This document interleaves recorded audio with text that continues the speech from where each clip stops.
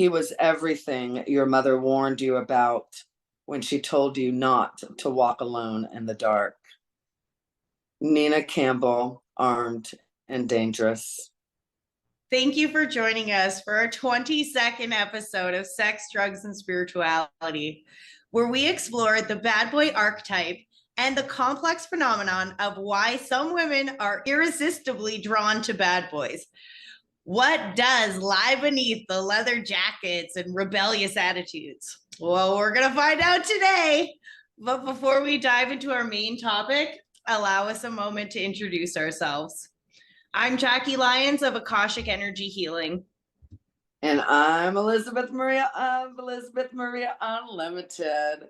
And together, we're the hosts of Sex, Drugs, and Spirituality, where we navigate the power of personal growth and self-discovery through exploration and acceptance of our shadow selves. Welcome, Elizabeth. I've been looking forward to this episode. I'm a little pumped up. Yes. The bad boy, right? Oh, well, guys, I want to jump right into it. So to understand the bad boy archetype, we first must recognize its origins. And this dating back to characters from Heathcliff or Wuthering Heights, James Dean in Rebel Without a Cause, and other anti-heroes such as John Shaft or Tony Soprano. And I'm going to throw my own in here. I got a little Negan from The Walking Dead or Uhtred from The Last Kingdom. There's a couple of my favorites. So I know Negan, people think it's a little crazy, but yeah, that's how bad it gets. But these archetypes really emphasize the brooding and rebellious figures who defies those societal norms, the kind of wild child, if you will. So it's all about the allure of the forbidden. And the bad boy represents a break from the mundane, a departure from rules and expectations that govern our lives. They literally embody qualities of confidence and independence and just a tad touch of danger, which can be incredibly appealing, in my opinion, incredibly appealing. And it's really not just about the external image. The bad boy archetype really often masks the deeper emotional complexities. They're not just this rebel without a cause. They're often grappling with their own inner turmoil or trauma. Insecurity. This can come from a need for desire to have continual validation. And this can all contribute to a facade of toughness as we see on the surface. So in a way, the bad boy is a reflection of our own struggles with our own identities and our own authenticity. So we're drawn to them because they embody these qualities that we either admire or wish that we had the courage to express ourselves. And that sums it up, in my opinion, as to, so I'll give my personal example on this one because my husband embodied those qualities. And when I met him, which was also this very auspicious way that we met each other, but he had right away, I could tell he had this confidence in this aura of himself. And it seemed like he was so sure of himself, and he had the way he talked and held himself were really qualities that I didn't have. I really had a low, I guess, opinion of myself in that sense. And I really wanted to embody the qualities that he had. And that was what was really attractive to me in him. And truthfully, the damage that I saw in him, because I could see the pain, and it was a familiarity to pain that I had suffered. And that kind of bonded us together, those traumas. And for me, I actually really started to think about it just recently as to why, inherently I would pick guys with those qualities. And I started to think that it was because maybe, or subconsciously, I kind of knew that, a normal guy may one day wake up and see that I'm damaged and they're not. So I would choose individuals that also shared those type of damage. And then we kind of be there together as damaged individuals, and no one was better than the other. Because in my mind, maybe that someone who didn't have trauma wasn't, a damage. They're normal, which, come to realize nobody really is normal. But that really stuck in my mind as to how I'm picking people, especially back when I was still dealing with those big trauma wounds and the bad boy. Man, I can't, until I am not attracted to the bad boy, then I'll probably stay single. Girl, you and me both. And I mean, let me tell you, like, definitely, like when you were talking about their deeper emotional complexities, I mean, it just totally jumped out to me. Like, like the bad boy on the inside does have, they're dealing with their own traumas and insecurities. And you're absolutely right that, like we're drawn to these types because one, it's like they're mirroring where we're at in our own, evolutionary journey, right? And that, at least that's been the case for me. And I also agree with you that, I mean, historically, I'll say, in the past, that I have definitely synced up with one bad boy after another for those reasons that it was like one, I mean, yeah, the allure of, just like a little like walking on the wild side. But really I mean, it was all a reflection of me walking on the wild side, and in some of the relationships I can look back at and say that actually it was the guy that was drawn to me, the bad girl. Well, men that require healing are often drawn to women who, have these empathetic characters and Yes, are really healers in and of themselves. And I think right. that energy can be incredibly attractive for individuals that need that healing.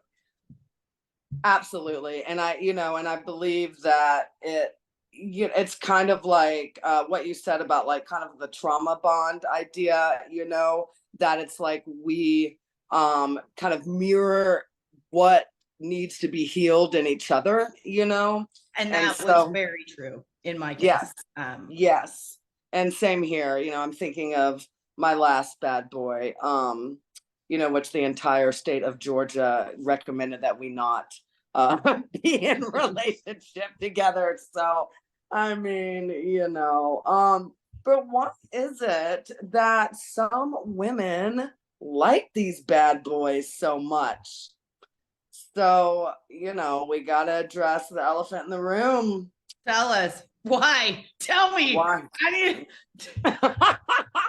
Why are it's an these age-old bad question, boys? right? Ladies, I we're know. breaking it down right now.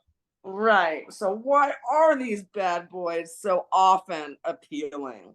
Well, y'all, for many women, okay, first, bad boys represent this departure from the ordinary, right? So Jackie and I touched on that. They exude this, confidence, this independence, and, just kind of like they're mysterious, and all of that can be incredibly attractive. There's a thrill, right, of being with someone who lives on the edge, someone who challenges the status quo, who defies these, societal norms. But there is more to this attraction than just adrenaline and excitement, ladies. There are deeper psychological factors at play. So for some women, the attraction may stem from a desire to break free from, just the constraints of like normal society. Whereas for others, they are attracted, and this is what to this idea of the dark triad. And so this is, according to psychologists, the term dark triad refers to a trio of unhealthy personality traits. So the three are narcissism, Machiavellianism, and psychopathy. Yeah, which is pretty intense, right? So the traits of narcissism include dominance, an inflated view of the self, and a sense of entitlement. So those who display psychopathy are individuals who lack empathy, are antisocial, but are able to turn on superficial charm. And Machiavellianism is marked by insincerity and this idea of extroversion. And so, a lot of studies out there, ladies, have shown that women are attracted to these characteristics, right? And, I was thinking about this expect because okay, so this is from a psychological perspective, and I know we're going to talk more about the spiritual perspective a little bit later, but I believe that the idea of narcissism, or the psychopath or whatever, these are all extreme versions of shadow side personalities, right? Mhm. And so, you know, I like when you think of like narcissism as someone who lacks empathy, I believe that, narcissism is also a sign of someone who has been highly traumatized in some kind of way, right? Yeah. And so, I believe that a lot of these characteristics do stem also from and that inner wounding, And I've noticed, true, that, because of the depths, I noticed that I was able to dissociate from some of the behaviors that I did it, or some of the how I was able to justify some of the behaviors I did. And Yes. once you continue to do it, it gets easier and easier. And you really can get to a point where you are blocking out a whole side of you, and actively choosing not to see it. And it's like you don't, because that's probably not to the extent of psychopathic, but I can Right, see right. how, if I continue down that path and allow that Yes. dissociation to continue to grow and manifest bigger, where it could then ultimately lead to crazy psychopathic behaviors or narcissistic tendencies, etc. So Yes. that really stuck with me. And then the narcissism's like, give me more narcissists, please, because that's Right. my Yeah, the yeah, character. absolutely. And so, just to kind of move forward with some of the other reasons why women can be drawn to these kind of bad boy personas, and this is all from the web research. So, one is protection. So, bad boys can offer protection. They are usually considered tough alpha males, right? Also, the idea of the challenge. Bad boys can provide, this challenge, right? So it's the idea that if I can penetrate his armored exterior, will I find his loving heart, right? Oh, Also, yeah, also the power to fix him, right? So this idea that some women have, that they see bad boys as people that they can help, to mature, to fix, or whatever. It's exciting, right? Bad boys can, draw attention to themselves, and this is really attractive, right? Women can also, they may want to feel less guilt and shame because of their own toxicity, and we touched on this, right? So this idea of the mirror. And so a lot of times women can be drawn to this type of man, right? Because it's almost like a lack of burden, you know. Like, it's easier not to look at yourself if the person that you're with is also pretty freaking toxic too, right? yeah. And then also as a confidence boost. So chasing and being able to catch someone who pulls back from others may deliver some type of confidence boost, right? And so, an example of this, I mean, I have historically chosen the bad boy.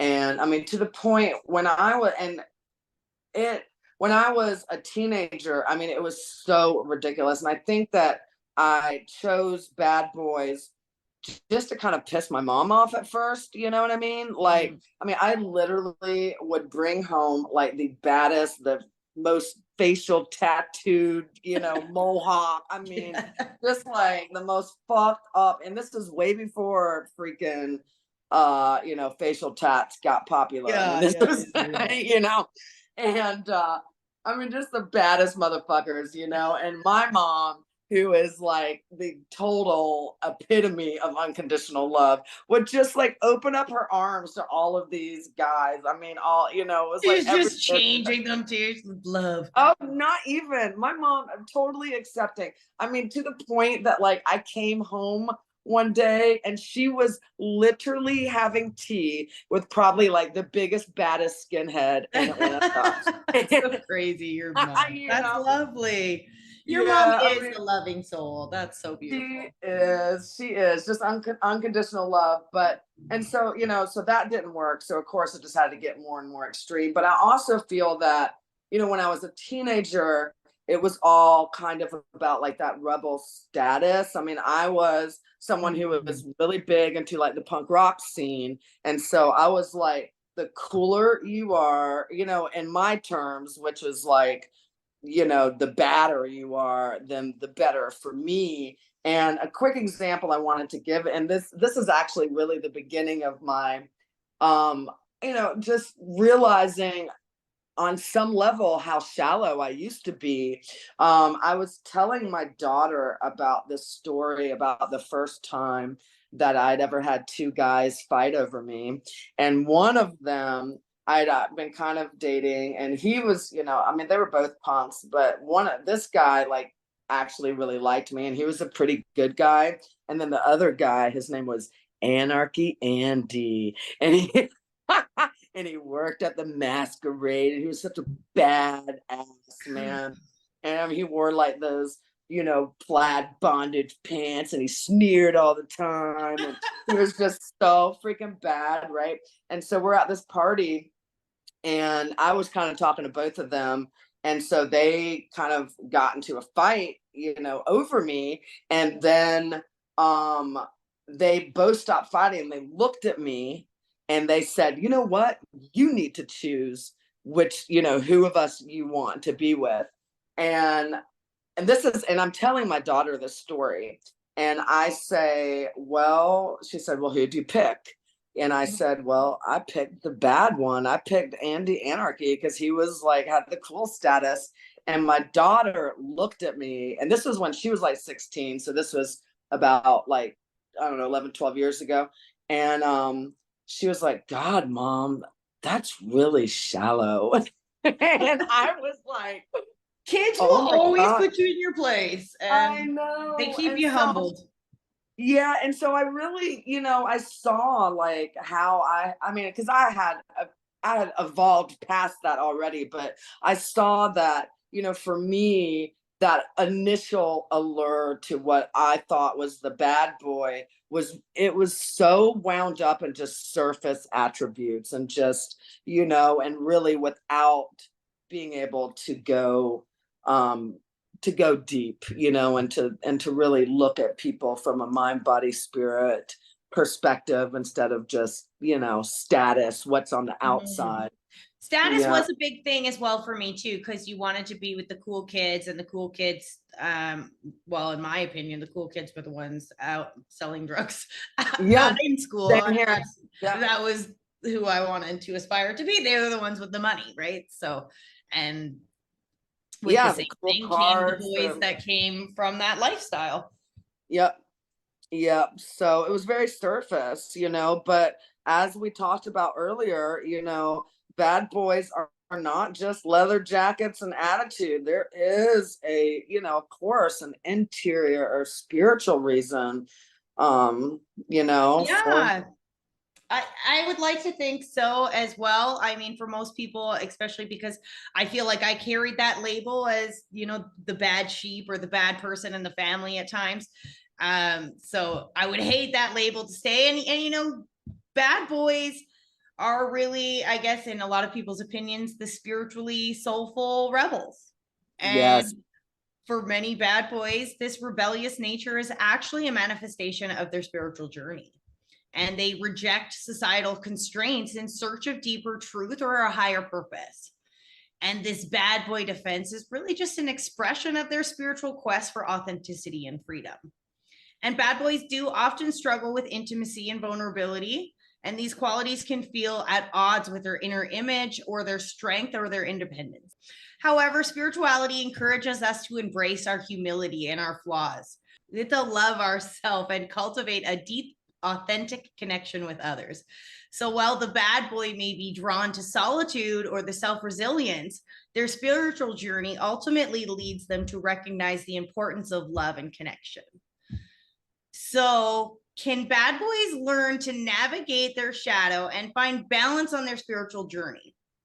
Or will they be destined to be rebels without a cause? And I say absolutely. And it really has to do with what they choose. What's the choice? Yes. Conscious choices. We all have them. I think we take a lot of accountability of the choices that we make in life. And especially if you're a woman that chooses to, I guess, engage, in my opinion, with the bad boy type. I mean, actions. Yes. That's my one advice. Actions and words. They're two different things. Which one's aligning? And absolutely.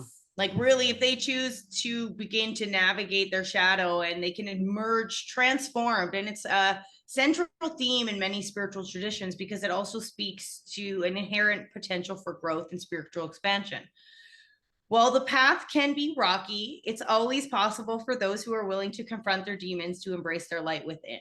So, like I said before, we all have a choice on where we want to go. And I like to think I lived a little bit of a rebel without a cause, in a persona that comes off as cute and sweet. And I think that's the way that I was able to justify a lot of the stuff, or convince myself that I was, a nice person, we'll say, and it wasn't always the case. And I feel really connected to this episode because I did and lived with that kind of label within my family as the black sheep, or right, rebel, didn't fit into the societal norms. I don't know that boys looking in saw that view. I think I was able to kind of shape myself to what I would hope that they would see, for my own perception. But yeah, interestingly enough, with my family and really close friends, that's kind of a persona I held to. So this was equally touching in that sense for me on this episode. Absolutely. Yeah. And I mean, everything you just said about, like, because, I have also felt that way just about, my place in society and in my family unit as well. And, like, while we were researching for this episode, I really started thinking about the bad boy, like, kind of connecting with the tarot card, the Fool tarot card. And, a lot of people think of the term fool as like a negative thing, but the Fool tarot card, I mean, that is the card that starts the journey, that, like, you are ready to leap off of that edge and just do it, right? And that's really, I think, one of most important. Like, you can't have that journey, unless you are willing to take that leap. And I think that's another thing that really always drew me to the, proverbial bad boy, because they were willing to take those leaps, Yeah, and all of the things on the list you said were exactly me. The excitement, the believing I could change them, maybe. And I had this lovely way of letting everybody know their problems. Well, like, completely avoiding what my problems were. Right. Maybe if I fixed them, I would fix myself in the process or something. And I mean, it took a lot of pain, ladies, to get to this point. So that's why I say, like, they will exactly, if they wanted change, they would change, right, Elizabeth? Right. If we learned the hard way. Now you can stay at the beginning of your journey. You can stay in the shadow part of your journey. I mean, we're definitely going to do a whole episode on, the shadow journey, because it really does mirror, like, the hero's journey, and so that is a choice that, only you can make with your inner being, or your higher being, or whatever, so it's really whatever you're wanting to see in this reality, right? And so, I used to, and, Jackie, we were talking about this earlier, like, I used to really believe in the construct of, good, bad, right, wrong, up, down, whatever. But I really see all of them now as, they're social constructs, right? And so it's really about what you want to do, right? The bad boy chooses to do. Am I going to stay on this,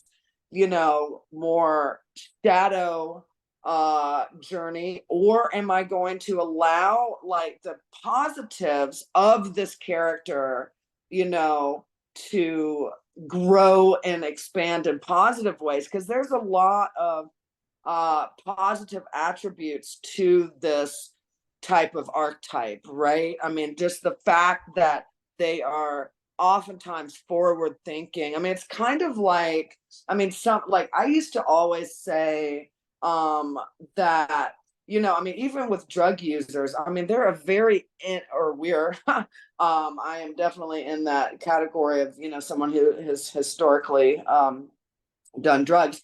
And it's like, we are innovative thinkers, right? You can figure that shit out. And that's how I think about the bad boy. Like, they're innovative thinkers, and so if you can use the tools that you use to survive as a bad boy, then you can transform them. It's like having transferable skills, right? And it so is. yes. And you know what? The way some of those guys hold confidence, and actually they, are wounded the way they are, like I envy somebody walk into a room with as much pain as some of those guys are carrying around and hold that level of confidence and, just have that vibe about them. And and you, so to you be got able, me. Your energy pulled me in. right. For the many lovely experiences that we've shared together. Yes. So to use that charisma, to use that confidence, to use that for, healthier endeavors, right? Or more altruistic endeavors to connect people instead of, and this is not about like, because I've met many bad boys. Honestly, all of the, quote unquote bad boys that I have run with or hung with or whatever are really more like, sweetheart teddy bears that true. are like lost boys. It's like a whole bunch of walls. Yes. They had to build. And honestly, it's like when you look in their eyes, and I don't know if it's just me, but obviously you too, there's a soulfulness in there, and it's a deep one. And I think that's the allure, because when somebody feels that deep, like you can feel it, and it's I don't know, it's not that surface level, it goes to that extra depth, and man, it's appealing. Absolutely. And so, even though that I started out liking bad boys for that surface cool factor, it really became about, just seeing the inner beauty like underneath. And I guess, like bad boys are also like diamonds in the rough, and be a lot of beauty with that. And then also I love that energy of like, they just, a lot of them just have that chutzpah energy, like that tenacity to do whatever it is that they want to do. They seem to live a fearless life, right? Yes.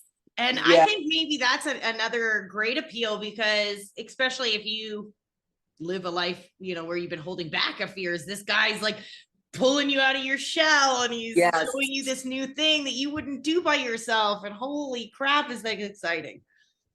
It can be, and I think that, and again, ladies out there, this is not an episode about trying to change the bad boy, but if you find yourself, drawn to them, then I really feel that it's, because, we're evolving, right? So if you keep on finding yourself with the bad boy, then that means that, you're also evolving, and that, like kind of, again, going back to that mirror idea that, and so look at it instead of trying, like you're trying to fix a bad boy or whatever, but you guys can evolve together in beautiful ways if you look at it. Yeah, and you have to look at yourself, like I said, where I had to see is like, what is about me that is still finding these qualities that I know are red flags still attractive? Or, what is it about that makes my head turn and not the great guy, that is on the straight and narrow path over there? There is a reason, and it comes from me. Right. Yeah. So, exactly. And so bringing that's that awareness back home is a good place. That it's all about us. And, it's also, I really think it's about shifting the perspective and moving away from even the idea of, a man being good or bad, because all of us are just complex humans, and, and just creating the life that, that of course we want to see. And for some of us, and people that are still really kind of navigating through their shadows, it's about shedding what no longer serves. And so I've met a lot of guys who are very much on this evolutionary path to wholeness that, have characteristics of the bad boys, who are wonderful men. So yeah, we love them. We're not hating. We're not haters. We love. We gotta love ourselves a bad boy. Yeah, and it doesn't have to be, the bad boy persona doesn't have to be about treating a woman like shit. And I think that's also where I got confused too, because that's about my own self-worth, right? But I mean, a guy like, I definitely have my internet crushes, and I won't say any names, but like, some of the bad boys in the spiritual community, I'm like, my God. Is there bad boys in the spiritual community? Yeah, and I'm not saying I've been living under a rock, so okay. There are a couple, yes, and that have. Okay, I'm not gonna. All right, well, I think we've wrapped it up for today, guys. Oh my gosh, this was a good one. I'm like giddy just talking about it, because I love myself a bad boy. So I'm gonna go home, watch some Walking Dead, and You're so funny. I know, it's like if the apocalypse comes, I'll be one of his wives. Oh my God, you're so funny. And Walking Dead was filmed in Georgia. Oh, was it? Yeah. Oh, strange coincidence. Jeffrey Dean Morgan, that he's got I don't know, it's something with the aggressiveness. That's my problem. That aggressive energy, where I've been a passive individual, that's why. But before we get completely off topic, friends, right, I want to thank you so much for joining us today. Well, we unveiled the bad boy archetype. And we learned that the heart of the bad boy, we don't just find leather jackets and defiance, but we find a yearning for truth, a deep soul connection, and ultimately an amazing love. Yes, absolutely. They are, they're just like all humans, ultimately wanting that love. So, however, ladies, remember that while you may be drawn to the bad boys, it is very, 110% crucial to prioritize your own emotional well-being and your own spiritual journey, right? Put the oxygen mask on yourself, especially if you're out there, navigating some of these, shadow traits.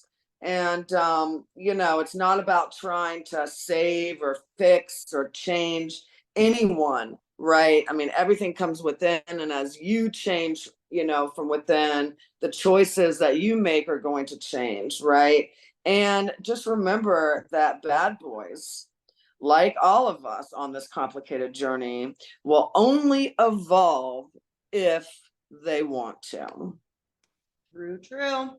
And if you have questions for us to explore on our show, or any other question concerning our podcast, continue to reach out at us at sexdrugsandspiritualitypodcast@gmail.com. Yay. And if you'd like to contact us about our individual client offerings, please follow the below link, and be sure to mention that you heard us on Spotify.